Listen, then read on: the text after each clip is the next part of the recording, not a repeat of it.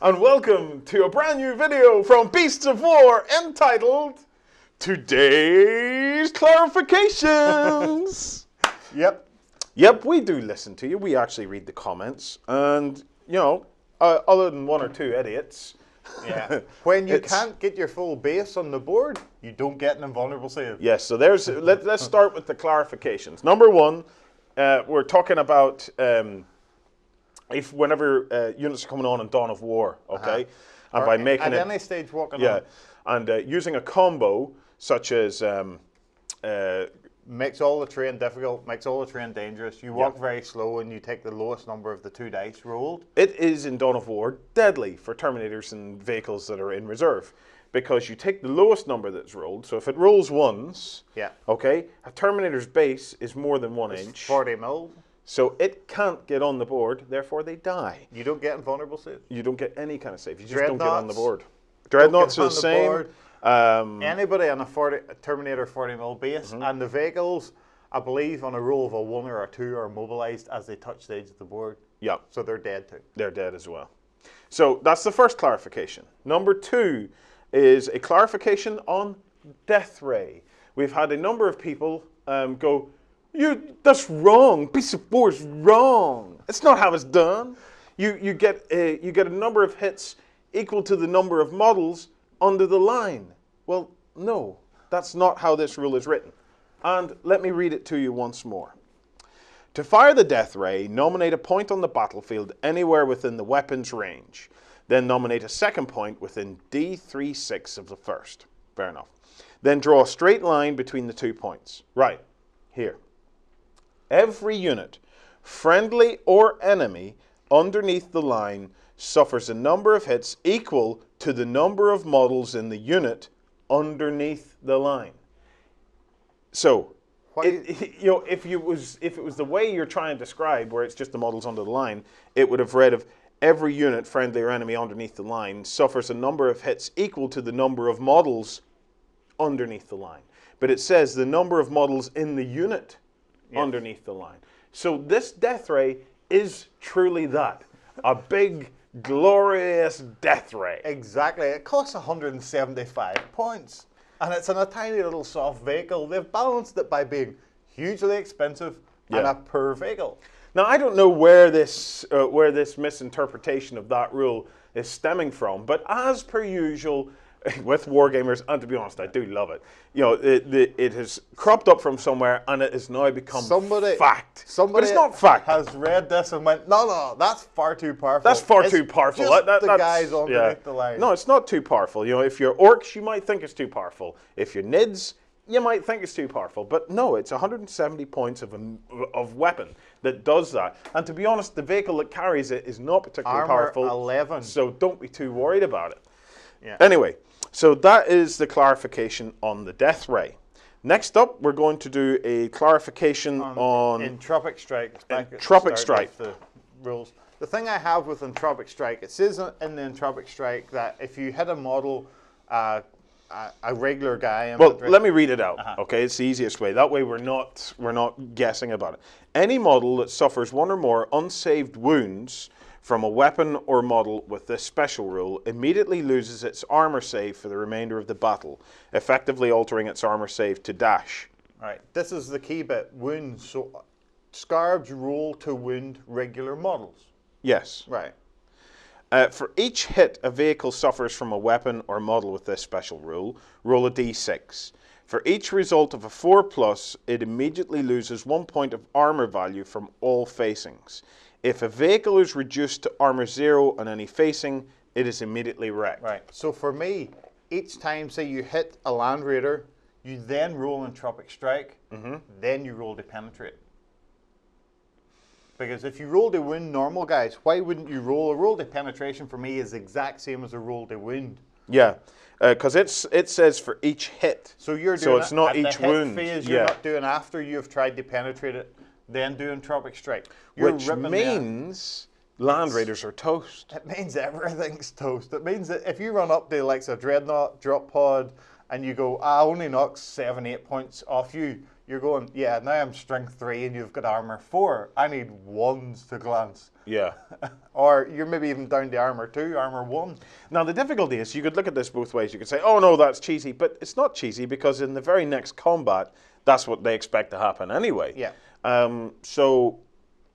Scarabs yeah, it says, slower. you know, for each hit a vehicle suffers from a weapon. It doesn't say you do not get to roll to wound after that. So it doesn't mention anything. It doesn't mention you do this instead of rolls to penetrate or anything else. They have a strength value. Everybody with a strength value goes up to a vehicle, gets strength plus D6. yeah. Yeah. But in a normal combat between Scarabs and a Land Raider, just to clarify for me, Darrell, like, do they roll to hit and then roll to wound as Yes. normal? Every normal guy rolls to hit the vehicle. If it hasn't moved, you hit it automatically, and then you roll to penetrate the vehicle, which for me is exactly the same as rolling to wound a regular guy.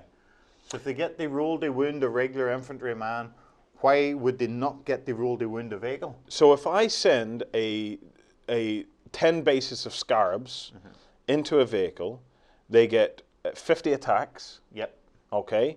My goodness. If that Land Raider hasn't moved, That's minus, on average, it's minus 25 on your armor. yeah, so if that Land Raider hasn't moved, I actually get those full 50 hits You get the full 50 hits if the because vehicle it hasn't moved. automatically hits. Uh-huh. So that means I roll 50 d6, and each result of a 4+, it immediately loses 1 point of armor. Yep. So 25 points of armor gone, Off a Land Raider, yep. and then I roll to wound. It's pointless. The Land Raider's dead. This The Land Raider's dead anyway. Yeah. Scarabs! The only way to get round this is to move all your vehicles that everybody needs 6s to hit them. But even at that, you go. You need 6s to hit off 50 dice. You get what, 8, 9 hits. Yeah. Then you 4+ gets rid of a point of armor, so that would be an average, say 4 points off a Land Raider. Yeah. Land Raider is now weaker than a Rhino. Uh-huh. A guy with a bolter can take out a Land Raider, and that's if it's moved over 6. If it's only moved 4, you're getting on average 25 hits, on average 12-ish points knocked off the armor, and then the Scarabs will get the roll to penetrate on a 0 penetrates. So if you were hunting for cheese, you've been looking in the wrong way or Guys, place for the death ray. Have I done this wrong? I don't see any other reason why Scarabs would not get the roll to penetrate, and it clearly says at the hits phase you then roll to reduce the armor. Yeah, it says for each hit a vehicle suffers from a weapon or a model, not for each wound. It says for each hit. Yep. Now, we could be wrong. That's what the comments are if for. If they had said instead of rolling to penetrate or in place Yeah. of rolling to penetrate or words to that effect, you would understand then that their whole job is just to reduce the armor down to 0 and get rid of the vehicle. But now it seems to be, we've seen some of their English in this book, you reduce it down and then you get the roll to penetrate. Because obviously ripping bits of armor and things off a vehicle is going to cause it to explode or something eventually. Well, the other clarification is that our old buddy, the Monolith, we couldn't find a rule for that said that the Gauss arcs could target independently. However, it has been brought to our attention that on page 81, if I just go there, on page 81, under Gauss weapons, so it wasn't on the Monolith page, it was over on the Necron War Gear page, it says a Gauss flux art can be fired at a different target unit to other weapons on the vehicle, including other Gauss flux arcs, subject to the normal rules for shooting. Hooray! Our Monolith has been nerfed a little bit less, but it's still nerfed. Yeah, it's still nerfed. Apart from sucking guys off, it does nothing. Yes, yes. That's it. So, it's still terrible. It can't move fast. well, no, I don't think it's terrible. I don't think it's terrible at all. I just don't think it's as powerful as before. But then when you consider 10 bases of Scarabs getting rid of a Land Raider in one turn... you have to remember you can multiple combat 2 Land Raiders that haven't moved. Okay, though, when you take into account 10 bases of Scarabs that have taken out 2 Land Raiders in one turn... That's cheese. Then I don't think having our little Monolith nerfed this way is such a bad thing. Yeah. All they've done is just make a monolith easier to kill, which, Darrell, It's- if you're being honest, it needed to be made It's easier still to an kill. armor 14 vehicle. I just liked being immune to melter weapons. It was just nice. Yes. Well, it's no longer the case. Is it a pity? No, not really, because the rest of the army seems to more than make up for it. Yeah. So far, you know, there are some elements of cheese in this book, but it's only cheese if you get to use them, and good players will always stop you from using them. Yeah. But scarabs are... They are hugely weak as well. They still suffer the swarm special rule. Anybody with a flamer is going to have a field day against them. Yeah. Blasts are going to have a field day against them. That's only if they get to the enemy, and I would ensure that scarabs get nowhere near my vehicles. Yeah. Yeah, they'd be taken out, but you know that gives us Necron players a tactical thing as well, because we can use them to divert fire away from our big doomsday arcs and things like that we want to pummel people with. One final bit of cheese I was listening to, and I think that this was our buddy, your buddy, Rowan came up with this. He was saying about using the Necron Catan or whatever at the start of the game can reposition D3 units. He's saying whenever you deploy your big doomsday arc, watch your opponent deploy all of his army in response to where that doomsday arc is, and then use your Necron Catan to move your doomsday arc to a completely different location. Or you can also put it just straight on the reserve. Yes, or you could just take it off the table altogether. Which is...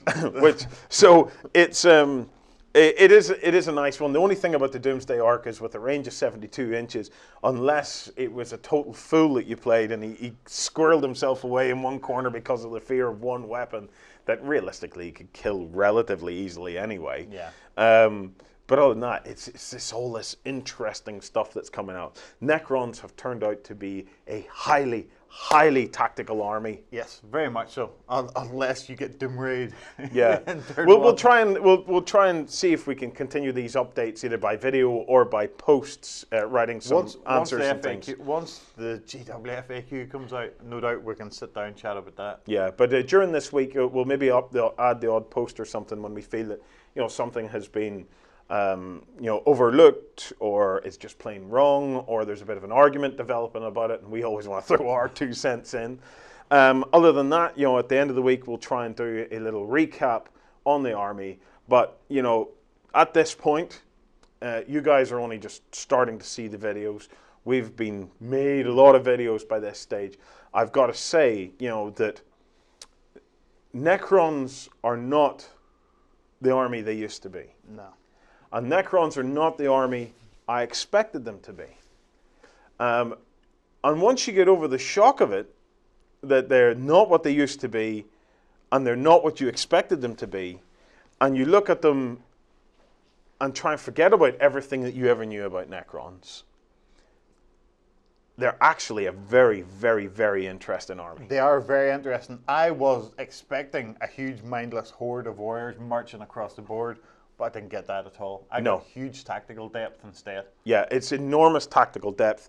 Ward has done an amazing job actually on this. There's one or two elements where I'll be giving off to him in the videos where he's overcomplicated things. But in general, we don't have an army of mindless autonomons relentlessly moving across the board. What we actually have is a much more refined and in some ways eccentric army where you have shooters with a short range zapping in and out of locations and kind of swirling around the board almost like a whirlwind, while the board itself is even becoming an enemy to your enemy. So it's a very, very interesting army, and one that I'm going to suggest may still be up there as one of the great beginner armies. We now have two of them in my book, Grey Knights and Necrons. Easy to paint, easy-ish to play, but very difficult to master. Oh, yes. And these guys are definitely a step or two above Grey Knights in my book in terms of the tactical depth that they offer. Yeah, I can't say there's huge tactical depth in everybody's got a power weapon and everybody kills you. Yeah, but these guys, I think they're a hard army. They will fight hard. I reckon they're getting a thumbs up. And I think that's just the case. It's an army that's it's going to be an acquired taste. Necrons are the new Guinness of Warhammer 40k. So if you enjoy Guinness, you're going to enjoy Necrons. Anyway, guys, thanks for watching. Stay tuned. Enjoy the rest of the videos for the week. And we will try to put out little video updates here and there when we can.